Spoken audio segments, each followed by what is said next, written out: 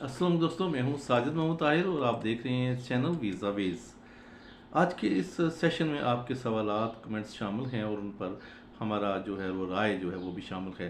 तो बगैर कोई वक्त ज़ाया किए चलते हैं आपके सवालात की तरफ। तो पहला सवाल है शिभाम सोंदी।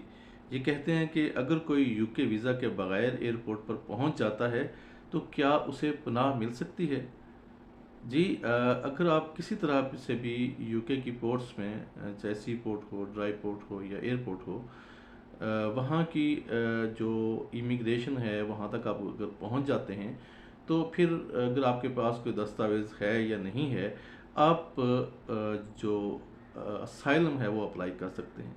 असाइलम मिलना ना मिलना एक डिफरेंट चीज़ है। असाइलम मिलने का मतलब ये है कि जब आपको रिफ्यूजी स्टेटस मिल जाता है, आपकी एप्लीकेशन ले ली जाएगी और ज़्यादा तो ये है कि आपके सवालात और जवाबात आपसे इंटरव्यू किया जाएगा और इंटरव्यू के बाद आपको रिलीज़ कर दिया जाता है। नॉर्मली अगर आपने कोई ऐसा ब्लंडर नहीं किया, आपने इंटरव्यू में पहले कहीं से छुप के दाखिल होने की कोशिश नहीं की है और आपने डायरेक्ट असाइलम अप्लाई किया है, तो उसमें रेयर चांसेस हैं कि वो आपको रिफ्यूज़ करें। वो रिफ्यूज़ नहीं करते हैं और आपकी एप्लीकेशन ले लेते हैं। गुरपाल सिंह, हेलो जी, शुक्रिया, hello. Mir Nawaz, sir nice experience and great knowledge. ये उन्होंने किसी मेरी जो वीलॉग है या वीडियो है उसके बारे में अपनी तरफ से राय दी है। मीर नवाज साहब, बहुत शुक्रिया आपका।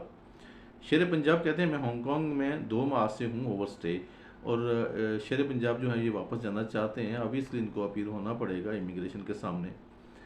ज़ियान अहमद कहते हैं जी कि लिथुआनिया के हवाले से कह रहे हैं, और they accept D type UK और नॉट।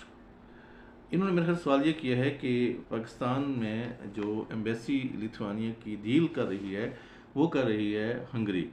तो ये सवाल ये पूछते हैं कि अगर लॉन्ग टर्म वीज़ा जो है डी टाइप वीज़ा, जिसमें स्टूडेंट्स भी आते हैं, परमानेंट भी आते हैं, सेटलमेंट के आते हैं, तो क्या वो वीज़ा अप्लाई कर सकते हैं? जी बिल्कुल कर सकते हैं। आप हंगरी की एम्बेसी पाकिस्तान में अपॉइंटमेंट लेकर जाएंगे और अपनी एप्लीकेशन लॉन्च कर लेंगे।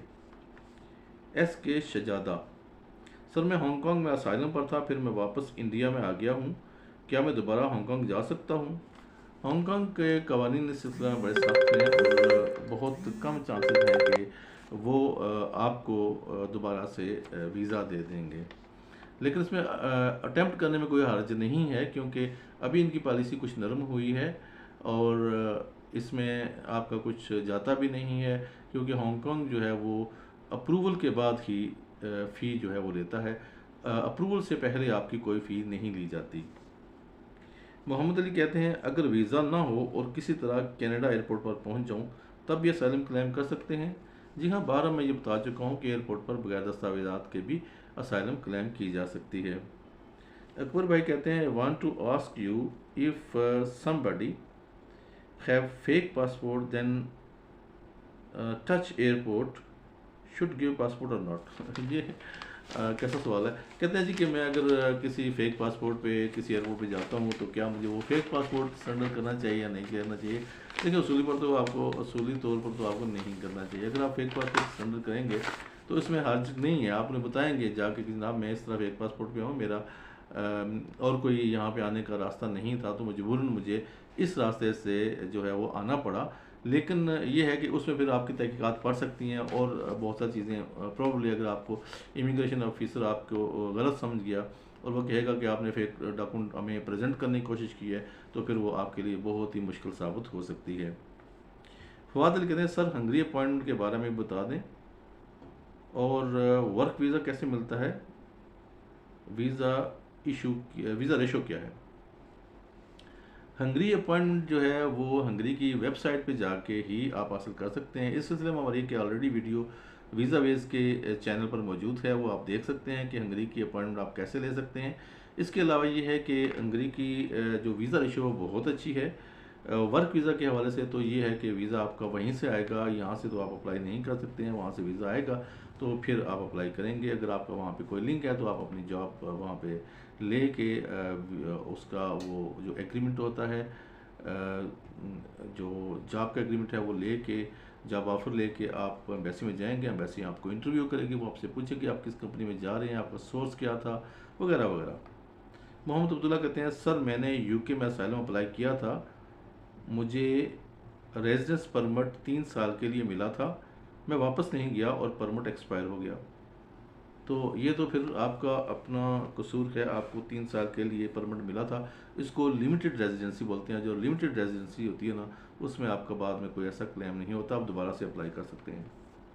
हाइका खान कहते हैं कि क्या हम अपने होम कंट्री से असाइलम के लिए अप्लाई कर सकते हैं? नहीं जी, होम कंट्री से असाइलम नहीं की जा सकती, क्योंकि इस तरह अगर करें तो मेरा ख्याल है कि हमारे मुल्क में कोई ऐसा बंदा ना बचे जो होम कंट्री से असाइलम अप्लाई करता है। और असाइलम का मतलब ये होता है कि आप किसी मुल्क में पहुंच गए हैं, आप भाग के पहुंचे हैं, फ्ली होके पहुंचे हैं, इलीगल मीन्स के ज़रिए पहुंचे हैं, डॉक्यूमेंट पे पहुंचे हैं, वीज़ा लेके आए हैं, तो आपको अपने मुल्क में फिर है, थ्रेट है, तो इस हवाले से जो है वो आप उस मुल्क में पनाह लेना चाहते हैं।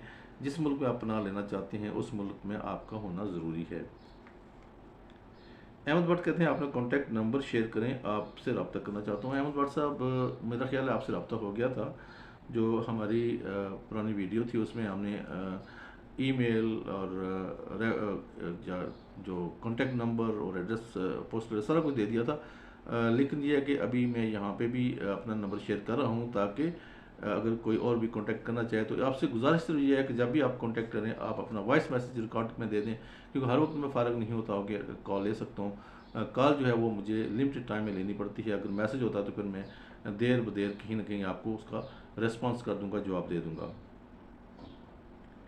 द रबिकन मॉडल स्कूल कहते हैं जी, which country is good for travel history to Canada, USA और यूएसए। तो इनका कहने का मतलब ये है कि ये आईडी से है, नाम नहीं बताया। तो ये है कि कहने का मकसद ये है कि आप हमें ये बताएं कि कौन सा जो कंट्री हैं ट्रैवल हिस्ट्री के लिए बेहतर रहते हैं। अमूमन जो पहले था कि आपका एक अच्छा कंट्री जैसे यूरोपियन साइड का कंट्री और एक जो है नॉर्मल कंट्री जैसे दुबई वगैरह हो जाए, तो उस वक्त तो ये दो कंट्री का होना ज़रूरी था। लेकिन अब जो है वो कनाडा ने इसमें रिफॉर्म कर दी हैं और कहा है कि आप विदाउट ट्रैवल हिस्ट्री भी अप्लाई कर सकते हैं और इसके रिज़ल्ट भी पॉजिटिव आ चुके हैं। तो ये थी आपके आज के जो सवालात जो मेरे सामने थे, उनका मैंने जवाब दिया है। लेकिन इसके साथ साथ एक बहुत ही तकलीफ़देह बात है और आपके नॉलेज में भी है, पूरी दुनिया हिल के रह गई है कि यूनान के पानियों में जो एक शिप जो है, स्मॉल शिप या ये समझ लें कि बोट जो है वो सिंक हुई है, उसमें जो डूबी है उसमें यही हुआ है कि सैकड़ों लोग जो है वो जाँ बहक हुए हैं। 104 के लगभग या 5 के लगभग जो हैं वो बचा लिए गए हैं और दुनिया भर में इसका जो है वो तकलीफ़ महसूस की गई है। और ज़्यादातर इल्ज़ाम ये लगाया गया है कि यूनान की जो कोस्ट गार्ड है उसने जानबूझकर ऐसा होने दिया और इंसानी जानें बचाने के लिए उनके पास सोर्सेज थे और उन्होंने अप्लाई नहीं किए। और DW, CNN और स्काई न्यूज़, इन सब में जो ज़्यादातर आ रही हैं रिपोर्ट्स, उनमें मैप तक दिया गया है कि कौन सी कश्ती कहाँ पे थी, कौन सी लोकेशन, किस कश्ती क्या लोकेशन थी, क्या मैसेजेस पास हुए और क्या उसने SOS का दिया था, मैसेज नहीं दिया था। उसने तो ऑब्वियसली SOS का मैसेज नहीं दिया था, उन्होंने जानबूझकर कश्ती को बंद किया था इंजन के जो है वो ताकि दीगर लोगों को पता ना चले और वो आराम से जो इसके हदूद हैं यूनान के क्रॉस कर जाएंगे। उनका डेस्टिनेशन इटली था। खैर इतनी लंबी तमीद में मैं नहीं जाना चाहता। आपसे यही गुजारिश है कि आप मेहरबानी करके इलीगल मीन्स ना यूज़ करें। इस तरह आपकी जान को ख़तरा है। सिर्फ आपकी जान ये अकेली नहीं है, आपकी जान के साथ और बहुत सी जानें वाबस्ता हैं जिनके लिए प्रॉब्लम पेश आ जाती है।